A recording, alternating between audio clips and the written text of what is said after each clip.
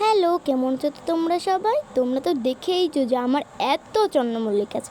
তোমরা তো এটার কারণ জানো? মাত্র দুটো গাছ থেকে আমি এত চন্দ্রমল্লিকা করেছি। এই দেখো সেই দুটো গাছ, এই দুটো ভরন্ত গাছ থেকেই কিন্তু আমি এত ফুলের চারা করেছি। আর চন্দ্রমল্লিকা গাছটাকে বাড়ি থেকে দেখলে বোঝাই যায় না যে এটা ফুলদানি না, এটা গাছ। এত পরিমাণে ফুল গরমকালে ফুটবে গাছ আমি ভাবতে পারিনি। তো চলো এখন একটি ডাল নিয়ে যাক। আমি এই ডালটা উঠাচ্ছিলাম, পরে দেখি ডালে একটা শিকড়ও রয়েছে তলে। দেখো ভালোভাবে দেখে আমি দেখি যে শিকড় ছুঁড়তে চলে এসেছে। তো আমার খাটনিটা একটু কম হবে। তো আমি এখানে কিন্তু মাটি প্রস্তুত করে রেখেছিলাম।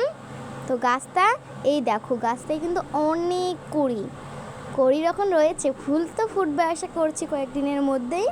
তো গাছটা আমি বসাই, দেখো এবার আমি গাছটাতে পানি দিয়ে দিচ্ছি। গাছটা কিন্তু ঝোপাল হবে। তো তোমাদের কোনো কমেন্ট থাকলে আমাকে বলো। বাই।